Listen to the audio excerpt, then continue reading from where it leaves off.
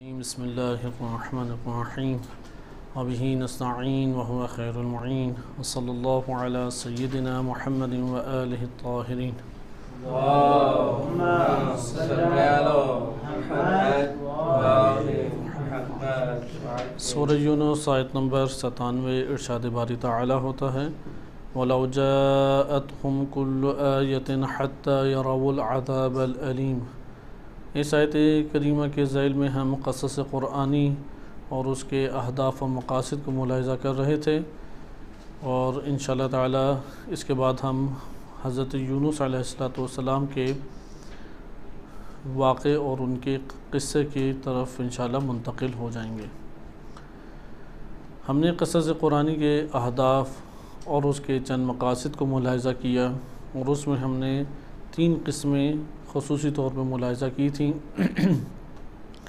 جو پہلے ہمارے پاس قسم آئی تھی کہ جس کے اندر چند چیدہ نکات بھی تھے ہمارے پاس، اس میں ہم نے دیکھا کہ یہ بعض صفات کے ساتھ متصف واقعہ ہوتا ہے۔ قرآن کریم میں جتنے بھی قصص آئے ہیں، جتنے بھی واقعات آئے ہیں، وہ بعض موارد اور بعض چیزوں سے متصف ہوتے ہیں، اور وہ خصوصیات بھی ہم اسے کہہ سکتے ہیں۔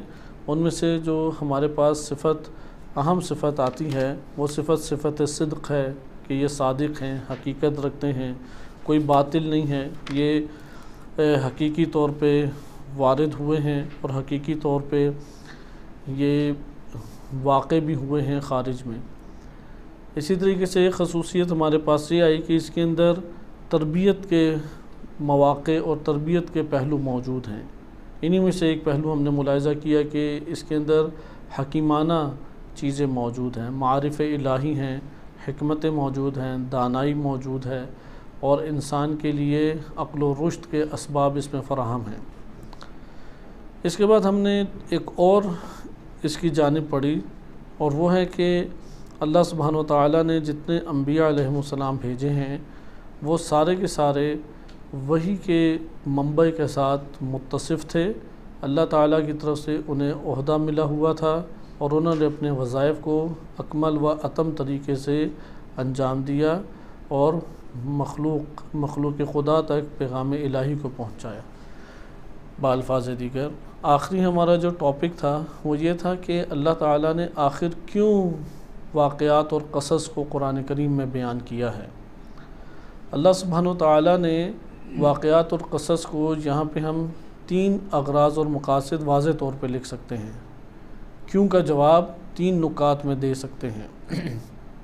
یعنی سوال یہ پیدا ہوتا ہے کہ اللہ سبحانہ و تعالیٰ نے قصص اور داستانوں کا سہارا لے کے معارف الہیہ کیوں بیان کیے، پھر تکراراً بیان کیے، اور ایک خاص خطے جسے مشرق وسطیٰ آپ کہتے ہیں، صرف اس کے انبیاء علیہ السلام کا تذکرہ کیا، اس کی کیا وجوہات ہیں۔ تو ہم اس کا 3 نکات میں پہلے جائزہ لیتے ہیں۔ پہلی چیز یہ ہے کہ وحی اور رسالت کو بیان کرنے کے لیے اللہ تعالیٰ نے انبیاء علیہ السلام کے واقعات کا تذکرہ کیا ہے۔ دوسری چیز یہ ہے کہ ہر قصہ انسان کی رہنمائی اور تربیت کرتا ہے، کیونکہ پہلا جو غرض اور مقصد ہے اس کے اوپر طویل گفتگو ہماری ہو چکی ہے، اس لیے اس کو تکرار نہیں کرتے۔ دوسرا غرض اور مقصد کیا تھا؟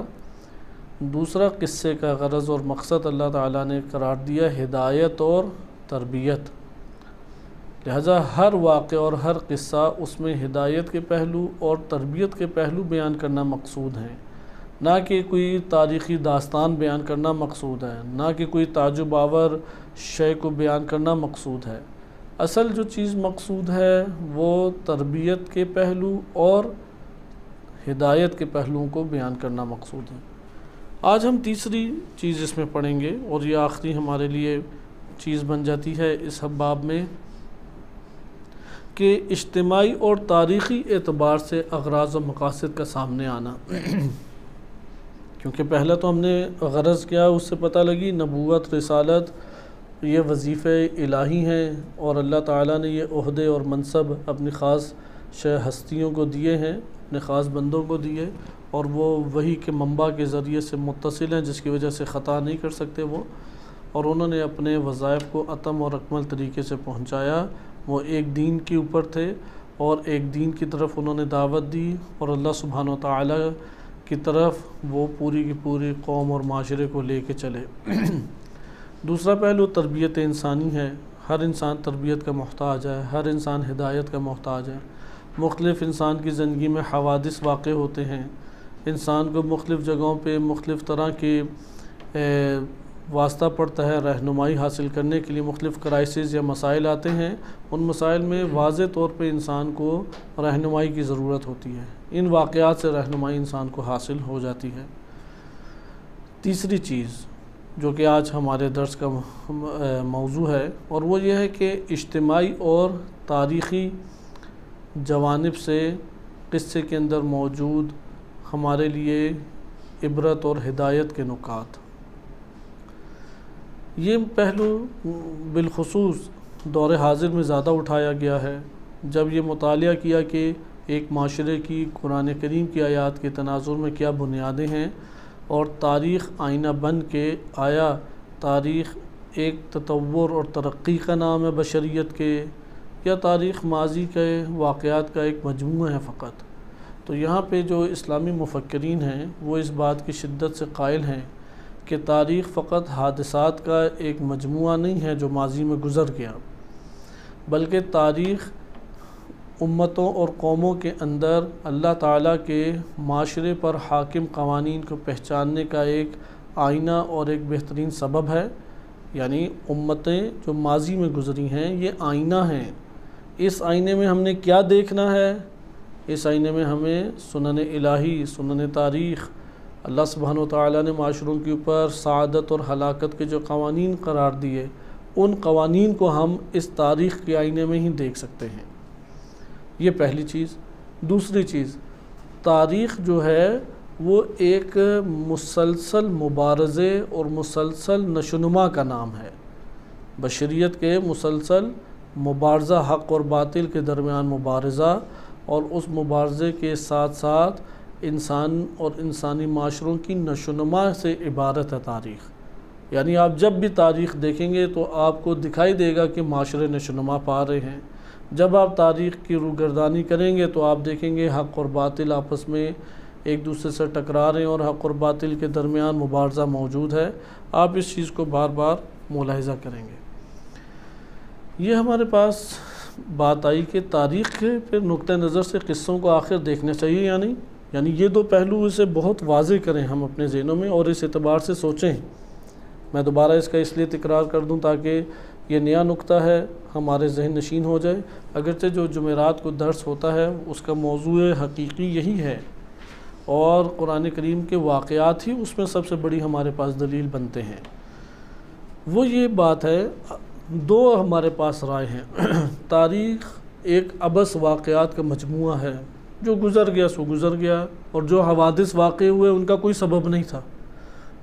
مثلا ایک جگہ پہ بم دھماکے ہوتے ہیں، لوگ مر جاتے ہیں، کرپشن ہوتی ہے، غریب فقیر بنتے ہیں۔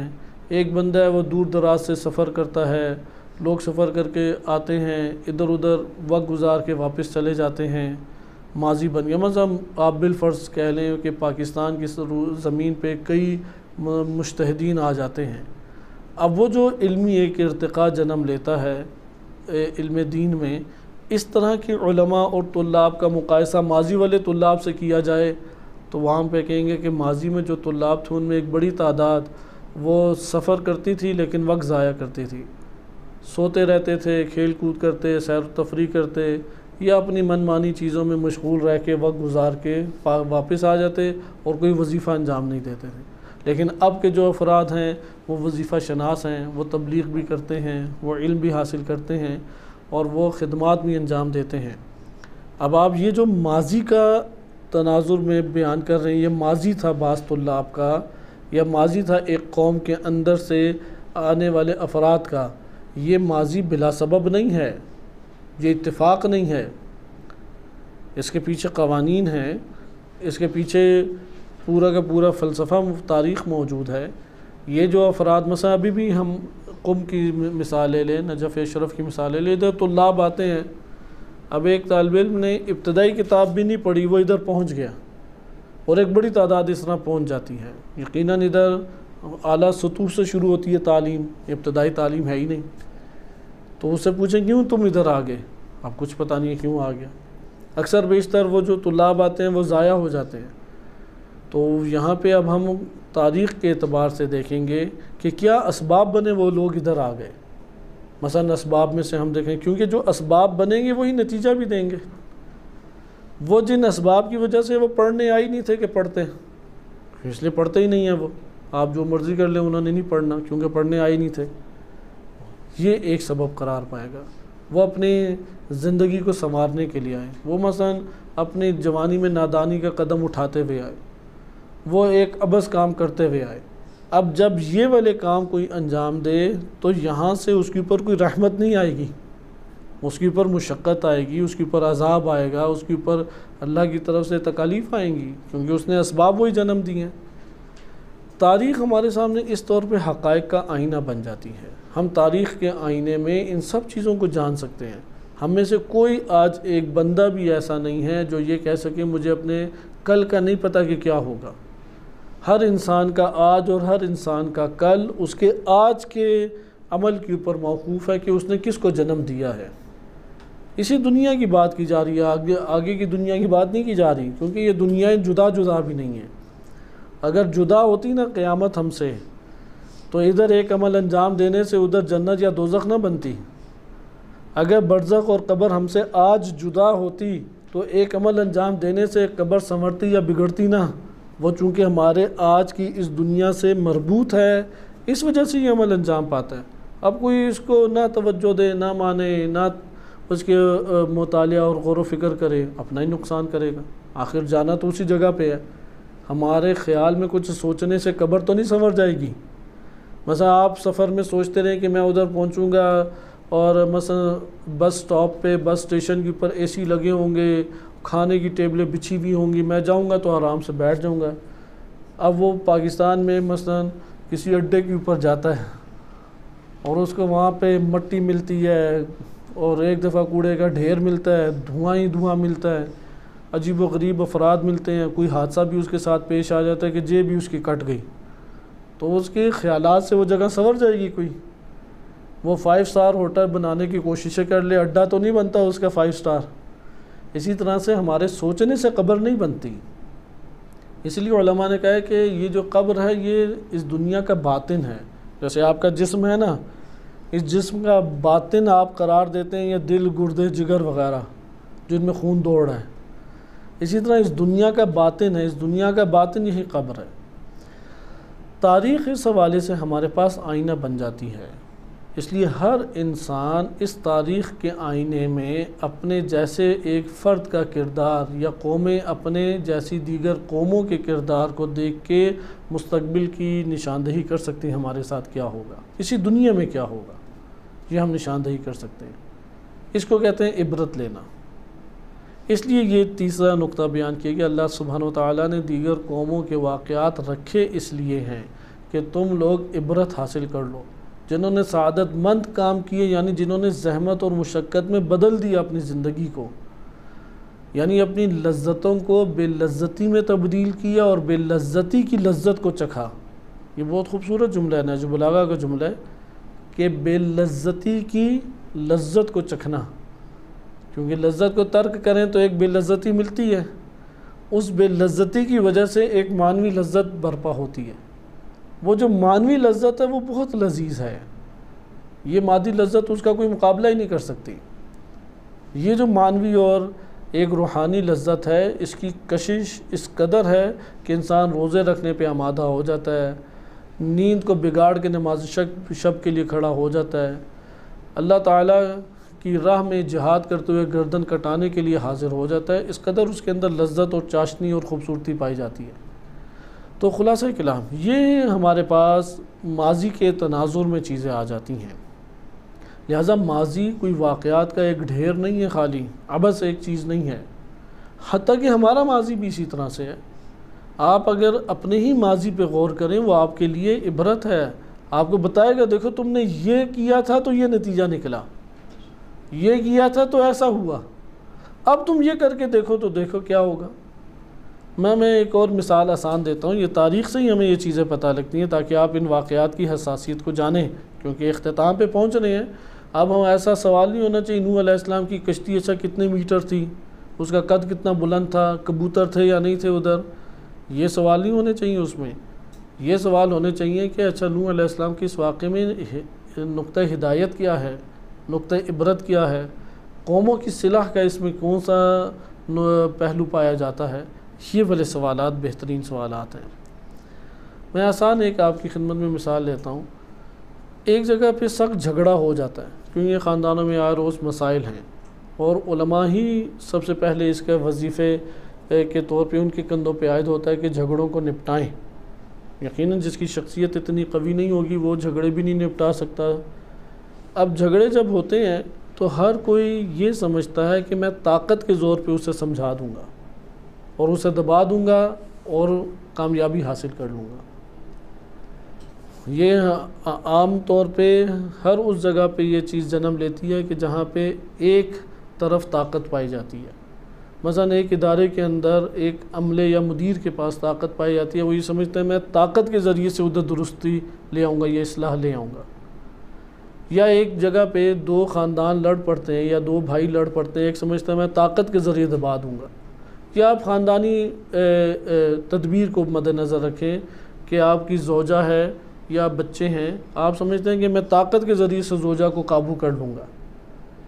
یہ ایک تفکر ہے۔ اس کے مقابلے میں دوسرا تفکر کہ تم طاقت کے ذریعے نہیں بلکہ عدل کے ذریعے سے وہاں پہ انصاف کرو، موقف پہلے عدل اور حق کا موقف اختیار کرو، عدل اور حق کا موقف اختیار کر کے اصلاح سمجھانے سے کرو، وعظ اور نصیحت سے کرو، اخلاق سے کرو، ان کو صبر کی تلقین کرو، حق کا ساتھ دینے کی طرف اسے لے کے آؤ۔ تمہیں سخت ترین گھونٹ پینے پڑیں گے، غصے کے اندر شبہات کے اندر کسی کو کچھ سمجھایا نہیں جا سکتا، غصہ بٹھانے کی کوشش کرو۔ اب یہ ایک طرف موقف آتا ہے، ایک طرف یہ موقف آتا ہے، کون سا موقف کامیاب ہے ہم تاریخ میں دیکھ لیتے ہیں۔ تاریخ میں اوس و خزرج کو آپ دیکھیں، کیونکہ اوس و خزرج کی لڑائیاں بھی اسی طرح ہوئی، ایک نے آ کے قتل کر دیا، اب جو قاتل تھا وہ تو مارا نہیں گیا، دوسرے قبیلے والے نے اس قبیلے پہ چڑھائی کر کے 4 بندے اور گرا دیے۔ اب وہ 4 گرے تو سارے ہی تکلیف سے بلبلا اٹھے، انہوں نے پکڑ کے ان کے قبیلوں کو مار دیا، لڑائی بڑھتی گئی۔ 40 سال یہ لڑائی قتل و غارت کس طرح چلی، کتنے بچے، کتنے مرد، کتنے خاندان اجڑ گئے۔ نبی صلی اللہ علیہ وسلم کی خدمت میں آئے تو واقعات اب مختلف ہیں اس باب میں۔ بعض ایسے افراد آئے تو رسول صلی اللہ علیہ وسلم نے فرمایا کہ خاموش ہو جاؤ۔ وہ اس نے کہا میں کیا کروں ایسے میں؟ کہا کہ وہ جو کچھ کریں تم چپ کھڑے رہو۔ وہ یہ سن کے چلا گیا۔ وہ آئے، خوب گالم گلوچ کی، چپ کھڑا رہا۔ یہ صبر تو اس کا جسم اندر سے کہاں پڑا تھا، غصے اور غضب سے، وہ چپ کھڑا رہا۔ اس نے پھر تانے دینا شروع کیے، کیونکہ تانوں میں جان زیادہ ہوتی ہے، اتنی جان گالیوں میں نہیں ہوتی جتنی تانوں میں جان ہوتی ہے۔ اس نے تانے دینا شروع کیے۔ اسے رسول اللہ صلی اللہ علیہ وسلم کی بات یاد تھی کہ خاموش کھڑے رہو۔ وہ خاموش کھڑا رہا۔ اس نے بندے ادھر مار دیے، اس نے سب کو منع کیا خاموش کھڑے رہے۔ بالآخر وہ سامنے والا جھک گیا اور سال ہر سال کی لڑائیاں ان کی ختم ہو گئی۔ اسی طرح ایک کو کہا کہ غصہ نہ کرو، غصے کے وقت بالکل تم پیچھے ہٹ جاؤ، صبر کرو، صبر کی وجہ سے لڑائیاں ختم ہو گئی۔ یا ہم پیچھے چلے جائیں کہ جہاں پہ بعض ایسے موارد ہیں کہ اس طرح سے آپس میں انہوں نے قوت کے زور پہ دبانے کی کوشش کی۔ جہاں پر بھی قوت کے زور پہ دبانے کی کوشش کی وہاں پہ ظلم جنم لیا، جیسے جناب حابیل و قابیل کا واقعہ۔ قابیل نے کیا کہا کہ میں تمہیں قتل کروں گا، حابیل نے کہا کہ میں اللہ سے ڈرتا ہوں، تمہیں قتل نہیں کروں گا۔ قابیل نے کہا کہ میں زور اور زبردستی اور طاقت کا مظاہرہ کر کے بات منوا لوں گا۔ وہ تا قیامت کے لیے رجیم قرار پایا، لعنت کا مستحق قرار پایا قابیل، اور جناب حابیل تا قیامت آنے والے انسانوں کے لیے ایک اسوہ قرار پائے، اور قرآن نے ان کا تذکرہ کیا۔ یہ قرآنی واقعات ہیں۔ آپ نے ملاحظہ کیا کہ حضرت نوح علیہ السلام ان کی زوجہ منافقین سے ملی ہوئی تھی، منافقہ تھی، دشمنوں سے ملی ہوئی تھی۔ نوح علیہ السلام نے طلاق نہیں دی، نوح علیہ السلام نے کوئی مارا پیٹا نہیں، نوح علیہ السلام نے پکڑ کے گھر سے باہر نہیں نکال دیا، اصلاح کی کوشش کی، واعظ و نصیحت کی، سمجھایا، آگاہ کیا، خود صبر کیا۔ صبر بہت زیادہ، اسی لیے تو سورہ عصر میں آپ مطالعہ کریں کہ آمنوا وعملوا الصالحات کے بعد کسی امر کی ضرورت تھی کہ بیان کیا جاتا؟ ایمان اور عمل صالح میں تو ساری چیزیں آ جاتی ہیں نا، لیکن دو چیزیں قرآن نے بیان کی، اور بیان بھی کی باب کسے؟ تفاعل سے، وتواصوا بالحق وتواصوا بالصبر۔ لہذا مشارکت کے معنی میں اس نے تذکرہ کیا، ایک دوسرے کو حق کی وصیت کرو، ایک دوسرے کو ابھارو حق کے اوپر، ایک دوسرے کو صبر پہ ابھارو، یعنی کوئی بات نہ ہو پھر بھی کو صبر کرو، ابھی موضوع نہیں ہے لیکن ایک دوسرے کو صبر، یعنی عمل صالح کے علاوہ یہ دو انسانی زندگی اور معاشروں میں اتنا بڑا یہ کردار ادا کرتے ہیں کہ یہ دو انجام پائیں گے تو بقیہ پچھلے والے انجام پائیں گے، ایمان اور عمل صالح۔ لہذا آپ نے ملاحظہ کیا کہ یہ واقعات قرآن کے اب ہمیں بیان کرتے ہیں۔ اسی طرح حضرت موسیٰ علیہ السلام، اب وہ بھاگے خائفاً یترقب، خوف اور ڈر کا احساس کرتے ہوئے وہ فرار کر گئے۔ قرآن نے الفاظ بھی خوف کے، احساس خطر کے اور فرار کے قرآن کریم نے لفظ استعمال کیے۔ اب ایسے مورد میں انسان کو ایسا واقعہ پیش آ جائے تو وہاں پہ اپنے آپ کو کوئی ٹوکے نہ، یا کس مصیبت میں پھنس گئے، تم ہی نے انقلاب لانے تھے، کوئی بقیہ نہیں دیکھے سارے بیٹھے سو رہے ہیں، مومن آل فرعون ہی بن جاتے، کھاتے بھی اور مومن بھی رہتے، طرح طرح کے وسوسے آتے ہیں نا۔ تو موسیٰ بننے کا زیادہ شوق تمہیں تھا، اب بھگتو جا کے، موسیٰ تو بچ گئے، تم بچ پاؤ گے؟ یہ ہے انسانی وسوسے۔ اس جگہ پہ واقع سے ہدایت لے کہ اللہ تعالیٰ نے جب موسیٰ کلیم اللہ کی ہر مقام پہ مدد کی ہے تو ہمارے لیے بھی وہی قرار دے گا کہ جو ہمارے لیے سازگار اور مناسب ہے۔ وہ اللہ تعالیٰ کی ذات، هو معکم اینما کنتم، وہ تمہارے ساتھ ہے جہاں پر بھی ہو تم، کس بات پہ گھبرانے کی ضرورت؟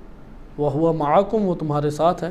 اگر شہادت تمہارے لیے عظمت رکھتی ہے، یحییٰ علیہ السلام شہید ہو گئے کیونکہ میں شہادت کی سعادت حاصل کروں گا، اور اگر میں بچ جاؤں مثل موسیٰ تو فرعون کا تختہ الٹوں گا۔ اس کے علاوہ وظیفہ نہیں بنتا ہمارا کوئی۔ یہ جیسا یہ جملہ ہے کہ یا تو حسین ابن علی کی طرح شہید ہو جاؤ یا کردار زینبی انجام دو۔ لہذا وظیفے سے پہچانا جاتا ہے۔ یہ واقعات ہمیں آ کے یہ حقائق بیان کرتے ہیں۔ اب یہ جھگڑے ہمارے خاندانوں میں، آس پاس کے علاقوں میں کثرت سے پائے جاتے ہیں، اور اس کی بنیاد کی ہے مال۔ آپ اس کو ان واقعات کے ذریعے سے بتائیں کہ دیکھو مال کوئی قیمت نہیں رکھتا۔ حامان کا قصہ ادھر ہی ہے، قارون کا قصہ قرآن نے بیان کیا، قارون کے مال کا تذکرہ قرآن کریم نے ذکر کیا۔ وہ سارا کا سارا مال دھنس گیا جب اس نے باطل راہ کے اوپر قدم اٹھایا۔ کہا جاتا ہے کہ حضرت موسیٰ کلیم اللہ کا رشتہ دار تھا قارون، پڑھا لکھا اور آشنا بندہ تھا، لیکن فرعون کا ساتھ دیا اس نے، کیونکہ فرعون جی سیاسی پارٹیاں جیسے آج کے دور میں ہیں اوپر بیٹھی ہوئی ہیں، فرعون بھی اسی طریقے سے تھا۔ اس نے ہر جگہ پہ تھوڑی ظلم و ستم برپا کیا ہوا تھا، بنی اسرائیل کے اوپر ظلم و ستم برپا کیا ہوا تھا۔ وہ اپنے خواہوں کو کھلاتا بھی بہت تھا، جو اس کے خیر خواہ تھے انہیں خوب کھلاتا پلاتا تھا، عزت دیتا تھا۔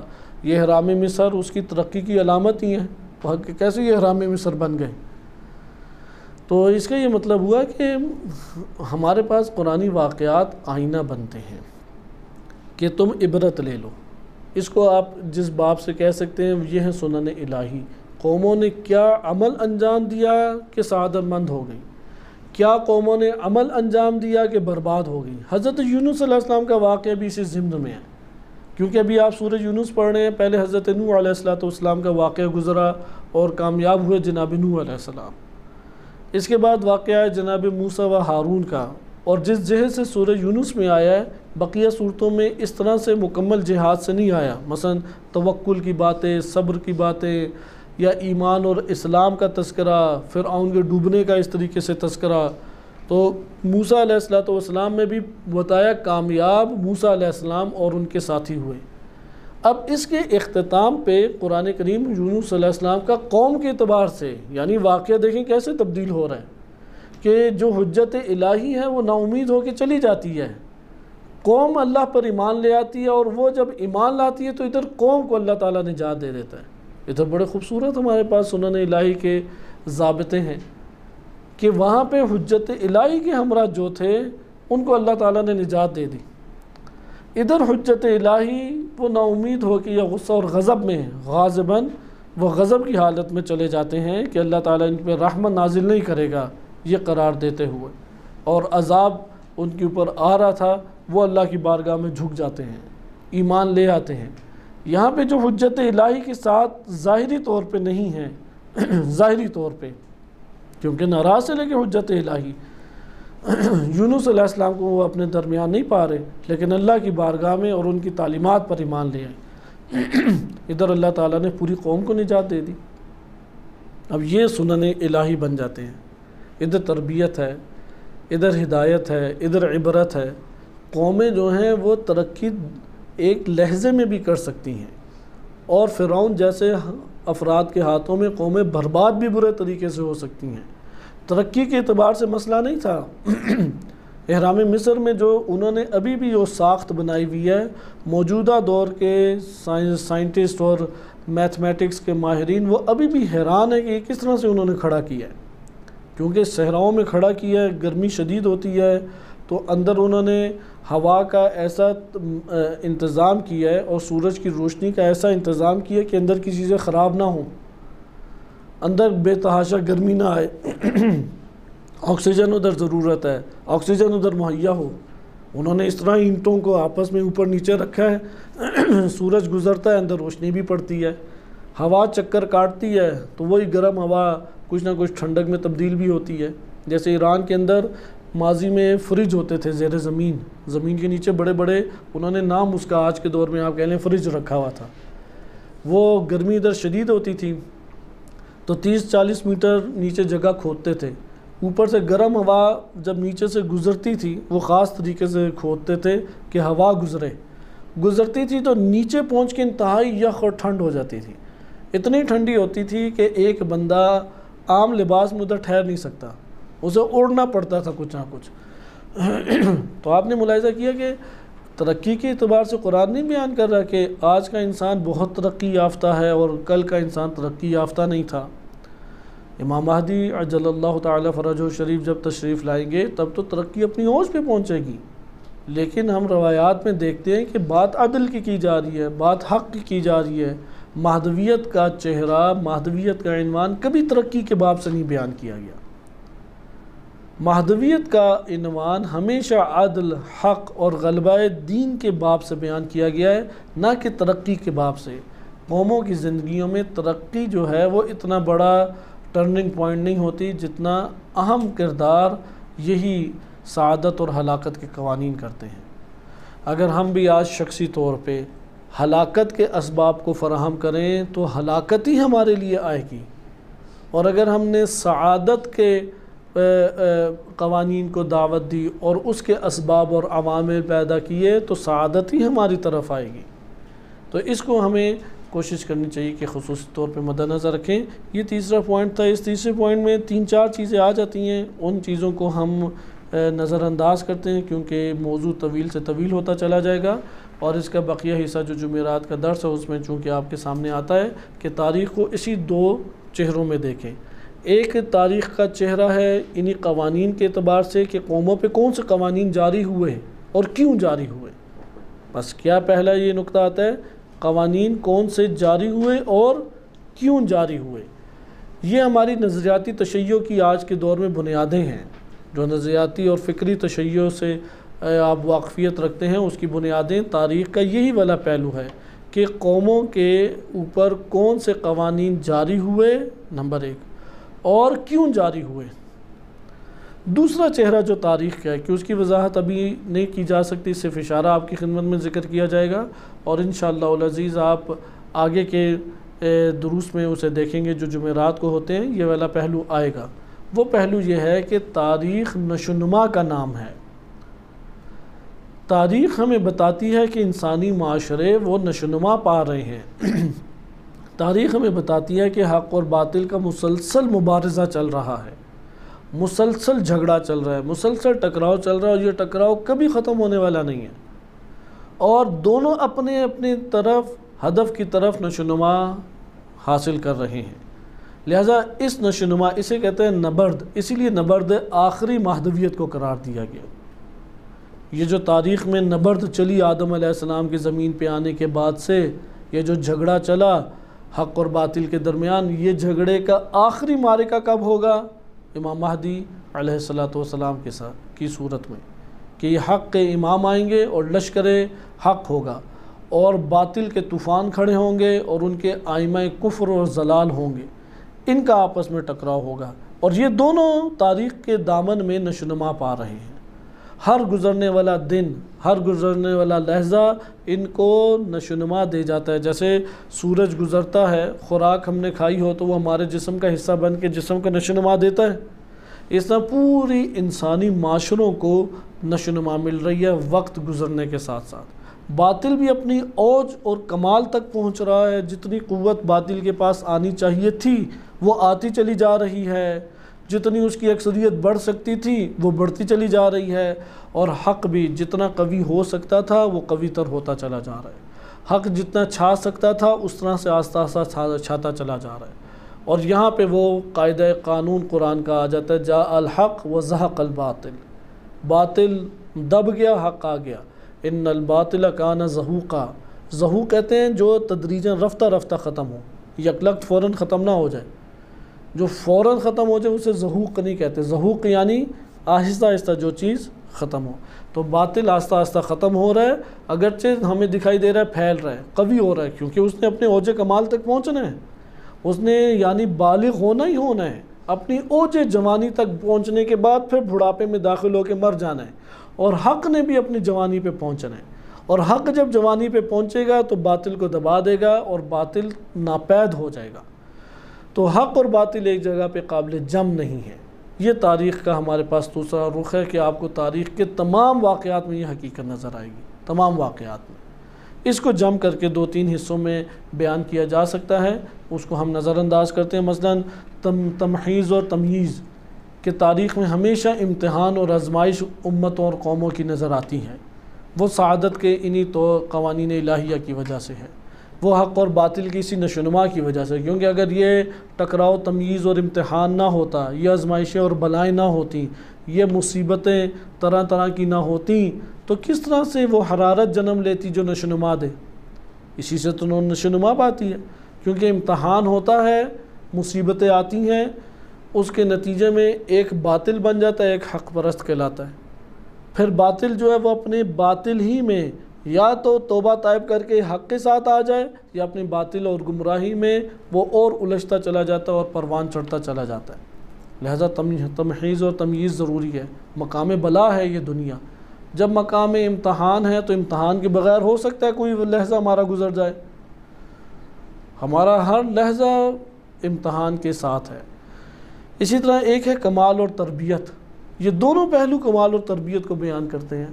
اسی طرح ایک اور جامع پہلو ہے عقوبت اور یاد دہانی۔ اسی طرح ایک اور پہلو ہے حدود الہیہ کا بیان، تعلیمات الہیہ اور حدود الہیہ کا بیان، وہ اسی تاریخ کے تناظر میں آتا ہے، اجتماعی تناظر میں آتا ہے۔ تو یہ ساری آپ کے پاس معلومات ہیں۔ مثلا جناب شعیب علیہ السلام کا قصہ وہ اللہ تعالیٰ کی حدود کو بھی بیان کرتا ہے، افکار اور نظریات کو بھی بیان کرتا ہے، اور اس طرح سے ہماری رہنمائی ہوتی ہے اور سعادت اور ہلاکت کے قوانین ہمارے علم میں آتے ہیں۔ بہرحال قصہ قرآنی وہ ان دو جہات سے ہمیں دیکھنا ضروری ہے۔ یہ ہمارا آخری اغراض اور مقاصد کے باب میں نقطہ تھا کہ دو جہات سے دیکھنا ضروری ہے۔ ایک جہت کیا ہے؟ سنن الہی، قوموں کے اوپر سعادت اور ہلاکت کے کون کون سے قوانین آتے ہیں اور ان کے اسباب کیا ہیں۔ دوسری جہت ہے کہ حق اور باطل کا ٹکراؤ اور دونوں کا تاریخ کے دامن میں نشوونما پاتے رہنا۔